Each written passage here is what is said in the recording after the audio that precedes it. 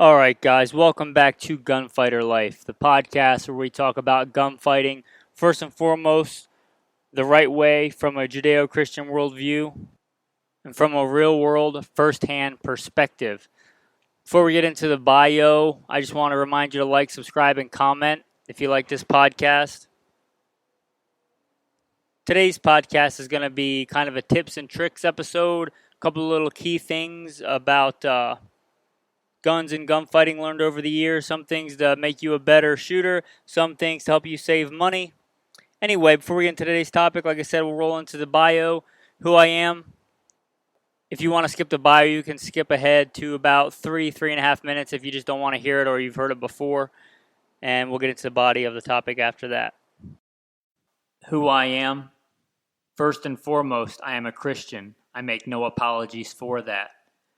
I grew up in the Southeastern United States, what most would consider poor. Grew up hunting and fishing and shooting at a very early age. I joined the Marine Corps at 17. I did combat tours, plural, in Iraq. After that, I was an urban warfare instructor for the United States Marine Corps. After the Marine Corps time, I went to work for LAPD, where I worked regular assignments and more specialized assignments. I've also been a private contractor for the federal government. I've also served the United States Army, both full-time and part-time National Guard. I have been a state rifle and pistol champion in a few different states, a few different times over. I started shooting competitions even before I joined the Marine Corps at 17. I am very blessed to have all those talents, and I am very blessed that God got me through everything that He's gotten me through alive and in one piece and made it back safely when a lot of other good men did not. Not because of anything that I am, but because of who God has made me and because of how much God has protected me and sheltered me. I have served as the commander of a tactical team in a large metropolitan area where our primary job is to stock active shooters. I've hunted and fished all over this beautiful country, everything from whitetail on the East Coast and mule deer on the West Coast, and elk and bear and wolf and exotics, and buffalo. I've been a professional hunter and guide, professional firearms instructor, FBI certified, NRA certified, other three-letter government agency certified, professional firearms instructor for a lot of years. And as I mentioned first, the most alpha thing about me is I am a follower of Jesus Christ, the ultimate alpha male. With that being said, we'll get into today's topic. All right, guys, getting into today's topic. I don't like the term hacks. That kind of, to me, seems like a cheating way or like a lazy way to do something, and that's not necessarily true. That's just the way that I perceive it. I just want to say that if you're going to be a gunfighter, if you're going to be good at a trade, if you're going to be good at the talents you've been blessed with, first and foremost, you need to be blessed with those talents. Every good thing and every perfect thing is a gift from God. Jesus says, to he who has, to him more will be given, and he will have an abundance. So the talents are something you've been blessed with, and then you forge them, you mold them by using them and exercising them and refining them over time. That being said, the first tip I'm going to give you is nail polish. Nail polish on gun sights. If you want your gun sights to stand out in a real-world environment, then this is a good tip, and it's a good way to do that if you don't want to spend the money, or if your gun's perfectly sighted in, you don't want to take a hammer or a special tool and knock those sights around. You can take nail polish, especially on your front sight. You take, first and foremost, get some white nail polish, if you can. Some white nail polish and hit that front sight and coat it with white. You may just like the white the way that it is. It stands out really good in a lot of environments. And then you want to go to maybe Dollar Tree or Walmart and find the most obnoxious, hideous, bright-colored nail polish you can find, either like a chartreuse or a bright pink or a bright green, you know, that zombie green color or something like that. You want to find that and hit that over that white and really make that stand out. Now, if you're somewhere in different environments, you may prefer green better. I prefer like a lime green kind of front sight, whether it's a fiber optic or a nail polish. or a bright yellow. Some people like red better. I don't, because it doesn't tend to stand out for me as much in low light, but you may find that you like red, or you may just like white. That's up to you. For me and for most other guys that really run a gun hard, I find that they like a bright front sight and a blacked out rear sight, and I'm the same way, especially when you're shooting fast and you don't want to get distracted. A really standoutish front sight, and then you want that blacked out rear sight. That's what I like, and for the blacked out rear sight, I just take a Sharpie. Real simple, just hit it with a Sharpie. If the next time you're painting something black, you want to spray a little bit in a can of paint and then just take like a Q-tip and hit it with a flat black on your back sight, that'll work too. But a Sharpie, I tend to find, works well, and it keeps that crisp sight picture, especially when you start using your guns hard and you start to wear that finish off the back of the sight on the tips of the sights. You can just hit it with real quick with a Sharpie. Tends to work real well. It's real simple, so that works. So that's our first tip of the day here. The next one here you may not think of as a way to save money, but I'm going to tell you that it is a way to save money. And it's by spending a little money up front. Get yourself a good gun toolkit. The one that I have is a Winchester. I know that some other companies make them. You're going to want more than this, but this is a good start. It's a bunch of different pieces of specifically fitted, it's like one of those interchangeable drivers where you have the standard, 1/4 inch, and you put all the different bits in it, and it's got the hex bits, torque bits, your standard, flathead that really fits well, and a bunch of different sizes, a bunch of different Phillips head sizes. And you're going to want that because it really sucks when you have a really expensive, really nice gun, and you try and work on it with the wrong tool, and you mess it up.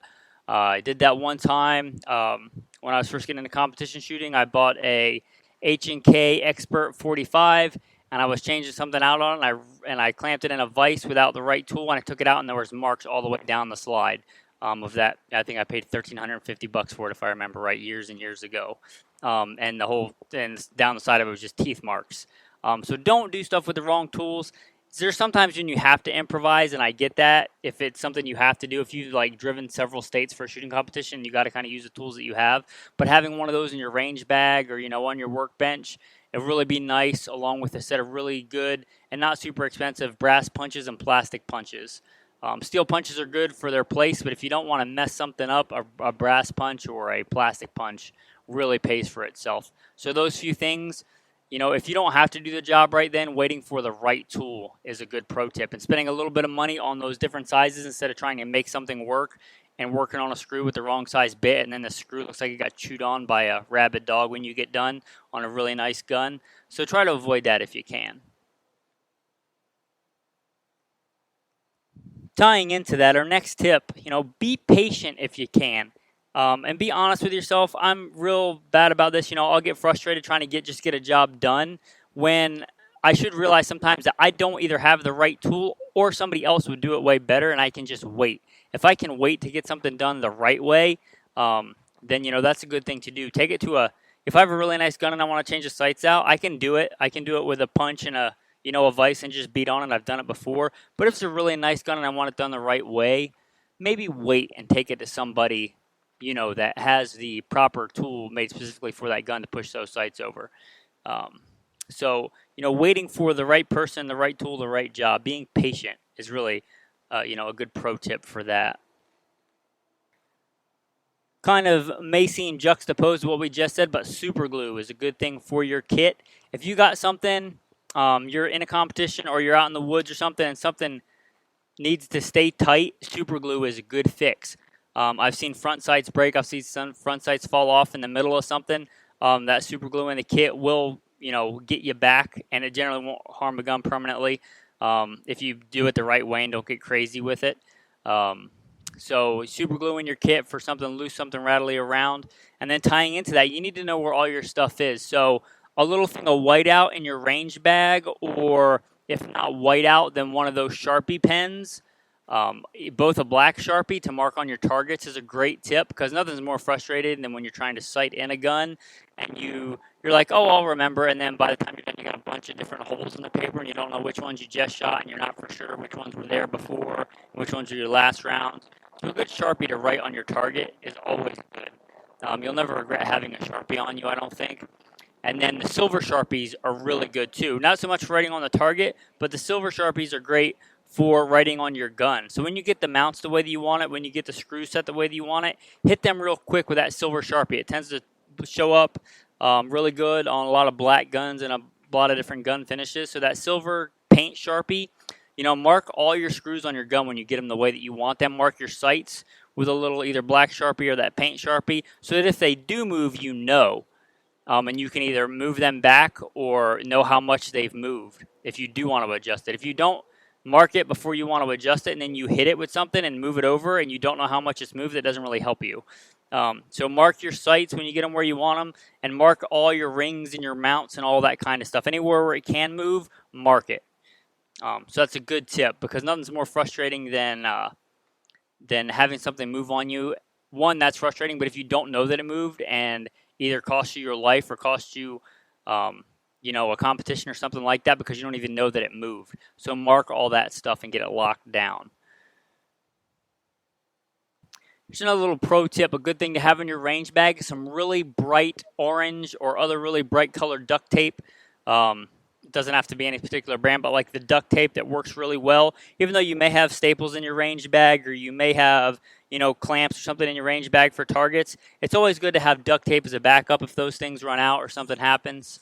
It's always good to have that duct tape in there. Also, that bright orange duct tape can stand in for a lot of things. It can be a good thing to just use as a target. If you forgot your targets, if you have like some kind of backstop, just taking a piece of that orange tape and cutting it into a square and setting it up kind of like a diamond with the end pointing up makes it a good thing to sight in with a rifle. It makes a good target for a pistol, making like a big cross shape with that orange duct tape on something.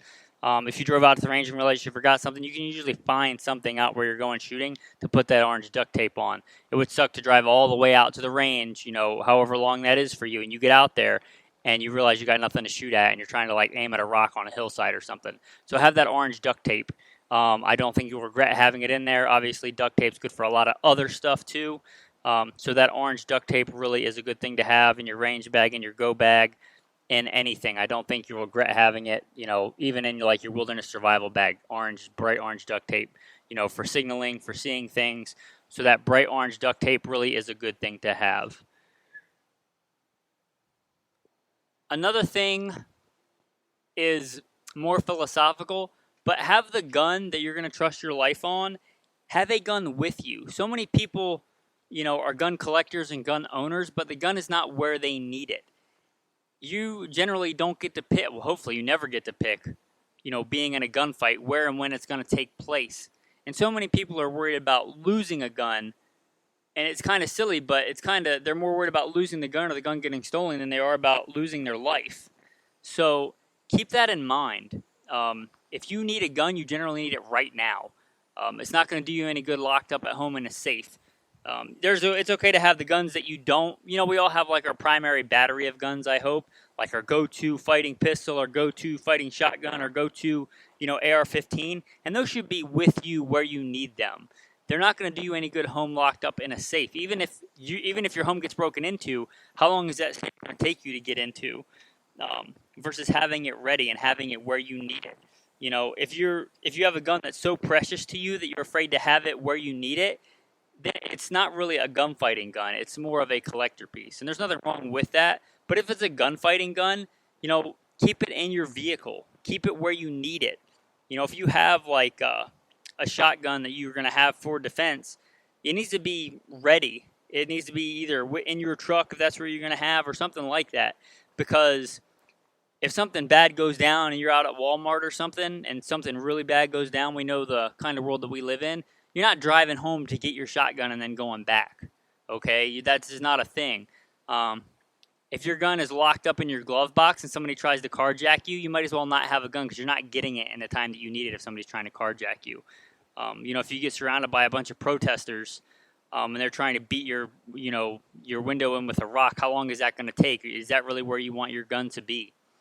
So think about having your guns ready, at least the ones that you're going to trust your life to, your gunfighting guns. And that's more of a philosophical thing, but I see a lot of people, they espouse to be like prepared and survivalists or gunfighters, and their guns, not loaded, locked up in a safe somewhere. So, I mean, that's great to have the gun, but it doesn't do you much good if it's not ready when you need it. All right, guys, enough on that. So give that some thought. If you haven't been doing that already, please give that some thought. Another little tip I've learned over the years. I've not always lived in the safest environments. You may have guessed from my bio. So if you can pick, a hotel room, or if you're short term in an apartment in a bad area, try and always get the second floor if you can. Um, in my opinion, a first floor apartment is easier to break into quickly and get away from easily. So, you know, a lot of times criminals will go for the softer target. So pick the second floor. And the reason I say the second floor, if you can get it, is you can jump out of a second story window and probably be fine. I mean, you don't want to do it, but if you have to drop out of a second story window or lower your kid down almost to the ground and let them go, you know, because of a fire, because somebody breaks in, because of something like that, for any reason, the second floor is kind of the Goldilocks zone, in my opinion, for it being more secure than the first floor, but still being able to escape out of it quickly. If you're, in a hotel room or something, anywhere higher than the second floor, there's kind of only one way in and out, and that really sucks. You're kind of backing yourself into a corner, literally, if something happens, whether that be a fire, whether that be an active shooter, something like that. If you can be on that second floor and let your kids down or let your loved ones down, if you can get that, I know it's not always an option, but if it is, think about that. Give it a little bit of forethought. That's way better than having to pay for it later. All right, guys. The next one I'm going to talk about, as you heard in my bio, I've done a lot of shooting competitions. Some of that is more precision shooting, and some of that is kind of like drag racing, where you shoot as fast as you can, keep the accuracy without falling apart. Like drag racing with a pistol, something like Steel Challenge, where you just go at it hard and fast. And a lot of people, especially new shooters, when they want to shoot faster, they try and move really, really fast. And that's kind of the last thing you want to do. I don't say you don't ever want to do it, but that's the last thing you should be trying to do when shooting faster. The thing you should be trying to do if you want to shoot faster is to do less. The key to being accurate and shooting fast is not moving really, really fast. It's doing less. As a professional firearms instructor, you'll see this a lot. If you watch a new shooter and you get them working on the draw and you want them to start moving faster, you'll see them doing all this extra movement. Like they'll go to grab their gun and they'll crouch down and then they'll move their head to get behind the gun and they'll do all this extra stuff. If you watch somebody super fast, a Jerry Michalek or something like that, who is really fast, then you'll see that they only really move what they have to get the gun from the position that it's in to having its sights properly aligned on the target. Anything extra that you're putting in there is costing you time. And the key to accuracy is being consistent, doing the same thing over and over and over again. And the more extra things you add in there, the more potential you have to screw one of those up. So you will become more accurate and faster by doing less. You want to have your draw the least amount of movement to get that gun from the holster to having your front sight on the target. You want to have your low ready position or your high ready position. You want to do the least amount of movement possible to get that front sight from the safe area that it's in, getting the muzzle from that safe area that it's in, to getting your front sight on target or your optic on target, whatever the case may be. But you want to do the least amount of movement possible, and that will make you fast. Only once you can consistently iron out all those kinks and make that movement concise and minimal, then you want to start moving faster. But that's not the place to start picking up speed, because you'll mess up. So even when you practice, you don't have to practice fast. Practice doesn't make perfect. Perfect practice makes perfect. Be deliberate in your movements, be concise in your movements, and think, is there anything that I'm doing that's unnecessary? Because that's adding time and that's adding potential to miss. So I will. That's all I'll say about that one. But give that some thought. All right, guys. The next one, also a bit philosophical, but there's a difference between shooting and training. And there's a time and a place to just, take kids out and let them have fun, and just, you and your buddies go out and what they call plink and shoot cans. Go out and hunt just to see, how many prairie dogs you can get and stuff like that. There's a time and a place for that. There's a time and a place, shooting can be enjoyable and it can be fun. And there's a time and a place just to have fun, just to go out and shoot for the pure joy of shooting. But there's a difference between shooting and training. Like we just touched on, practice doesn't make perfect. Perfect practice makes perfect. So don't think that just because you go out and you shoot 200 rounds that you're going to become a better shooter. In fact, you can actually become a worse shooter. If every time you shoot you're flinching, you're reinforcing that bad habit. You're maybe better off going out and shooting 5 rounds that day and doing it right and taking your time than shooting 200 rounds. You can actually become worse in a training session. So just the number of rounds down reigns. And I've seen this even from shooting schools and shooting instructors. It's like, it's not a formula. Like if I shoot X amount of 1,000 rounds, I'm going to come Y amount of better shooter. That's not the algebra that we're doing here. It's every single good rep that you do is going to make you a better gunfighter. Every single good rep. Every single good thing that you do. And I think after talking about this, I may do another episode on how to do that specifically, because that would be a long thing to discuss, and today's more of a tips and tricks episode.